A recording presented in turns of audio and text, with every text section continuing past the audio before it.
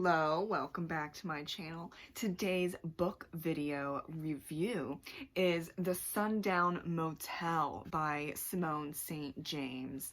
Love the title, love her name. It really works with the whole horror psychological thriller vibe that she goes with regarding her novels. And I don't have the physical copy here because I had to turn it into the library, so as usual with my library reviews, basically like 9 out of 10 of them, the book cover is just going to be right there appearing.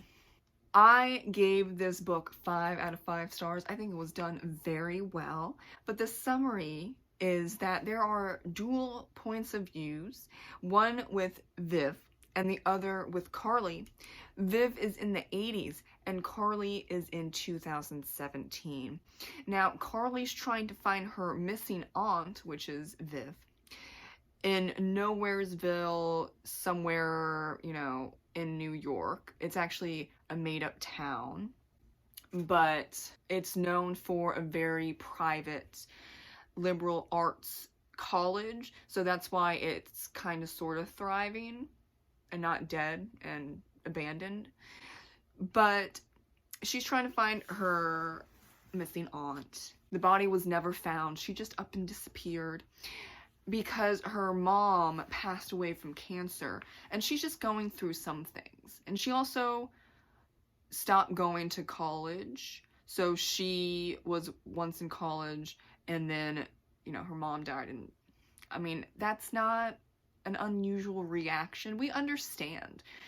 And though it might be a little odd, maybe some people will be thinking, I don't think you're leaning into mourning your mother because you're going to try and find her sister who's missing hundreds of miles away. But it's just kind of a human thing that's relatable, and I understand what Carly is going through. It's very tough, especially when it's talked about that the cancer just kind of appeared and it went really fast. Her mom went very fast, and she also leaves behind a brother, which isn't really mentioned a lot, but it is that he does not like that she up and left college, and that mom wouldn't want her to do that, and kind of all of that stuff. But she is dead set on trying to find her missing aunt Viv, because her mom didn't talk a lot about Viv, and she kind of had to discover things that happened, and so she's just curious. Things are not going well, so she wants to find Viv. And Viv actually ran away from home after her father left and created a whole new family. And so Viv happened upon the Sun Down Motel. She wanted to go to New York City to be an actress, didn't happen. And so she got the night shift at the Sun Down Motel. And things are sketchy. I mean, it's a motel, right? And it's night shift. So I think we all know what a sketchy motel is.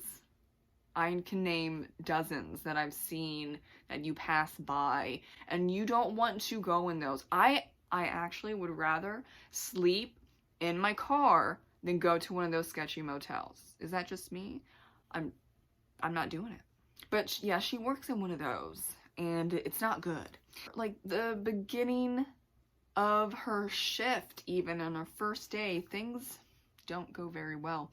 And then Viv becomes obsessed with the multiple murders that were happening in this Nowheresville small town in somewhere New York State.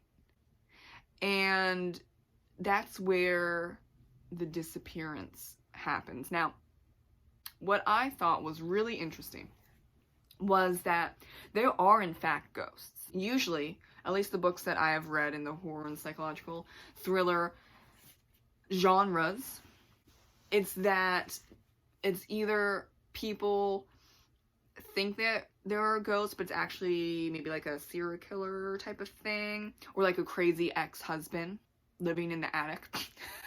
So you think it's a ghost, but it's actually a real person. Or the person has gone crazy or is going crazy, and then they're seeing hallucinations, but there's no such thing as ghosts. And no, but this book actually has ghosts. And I haven't seen that for a very long time. And so that was refreshing. I was confused at first where that was going to go, because I've gotten used to no ghosts, or like you're pretend something is trying to think that there's paranormal activity, but it's actually not, and it's, you know, like a serial killer or an ex-husband that's trying to kill you, living in the attic, stalking you and your every move. So I was on edge, but in a good way. I was like, is Viv going crazy? Are these other people that are seeing these paranormal sightings, whatever, are they going crazy? No, but it's legit, they're ghosts. So there are multiple ghosts as well. And I was so intrigued about who was who, and you get into that for sure. And I really enjoyed seeing each story of the ghost, the background of the ghost that Viv and Carly get into eventually. And there are just some subtle things that I really enjoyed too, like the writing, the tone is creepy, but it is like a spooky vibe. And I think that's kind of a little bit automatically there because the motel scene already creepy as hell. It's just gotten to that point in our society where you have to be absolutely damn well desperate to go into a motel. Unless you don't care about those things. Like I said, I would sleep in a car versus go into one of those motels that there's, you know, dried blood on the ceiling and the floor, and it's all yellow because of the decades of smoking in there, and you don't know, actually, you know, but like you don't want to admit it, but they haven't changed the sheets in weeks, so that's why it smells. It's already vibe. And so you just set up the whole even spookier vibe because there's ghosts involved, and there's murders happening in the town, and you're trying to figure out, are the ghosts connected to the murders? Are there like traveling people that they're just like killing these women and dumping their bodies at their hotel or near the hotel? Or is it a serial killer? Well, we figure that out at the end. And Carly basically figures it out, and there's a few surprises there. I think you should read it because it's a really good twist, or multiple twists. And I was satisfied with the ending. Sometimes I'm not with horror books because a lot of them are for shock value, but what does that add to the story and the character plot? But I really enjoyed the ending for this one. Only stupid thing that it's me. Okay, it's not the book, it's me.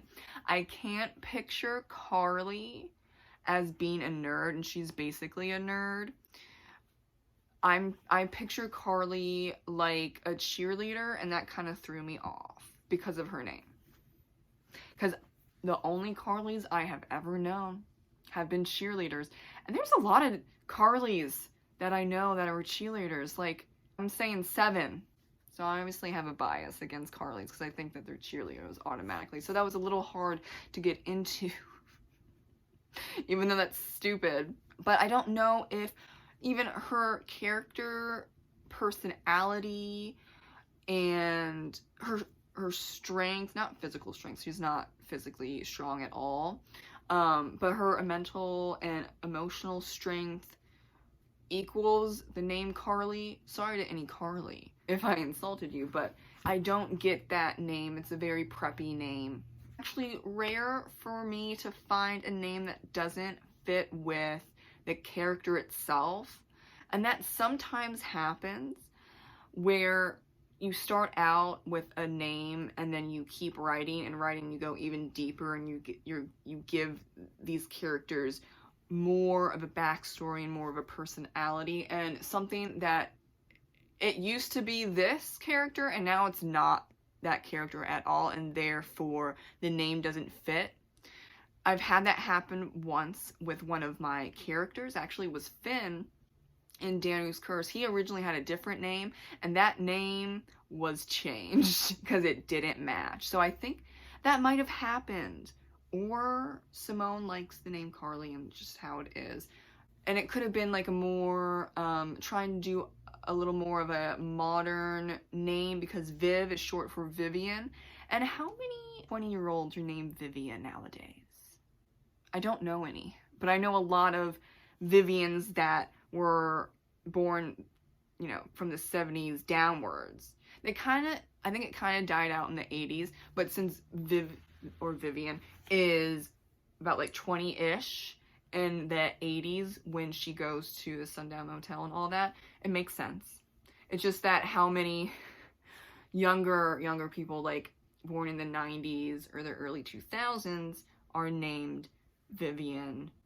Not a lot. But how many of them are named Carly? Quite a lot. So also, I think it's just a modernization type of feel for Carly's name, but I don't know if it really fits. I think it could have fit before, but just based on my own experience and some other authors' experience, the author could have started out with a different character and then wrote something that is now published and doesn't really match the name. And I do have emotional connections to character names. I know there's a lot of people that don't care whatsoever. I do care. But then there's also a lot of people that will search for hours upon hours or like days, months for just one character. I'm not that extreme. It's more like a feeling. Just like a feeling in the pit of my chest if this name works for this character, and if not, then it's tossed and we find something else, like Finn in my second book. That was the only time that happened, though. So I think I'm pretty good with the naming convention of feeling it out. I don't know what Simone's naming convention is, or if she even has one, but that was just my weirdness shining through. I really can't think of another thing that bothered me. So that's pretty damn solid, and that's why I gave it 5 out of 5 stars, right?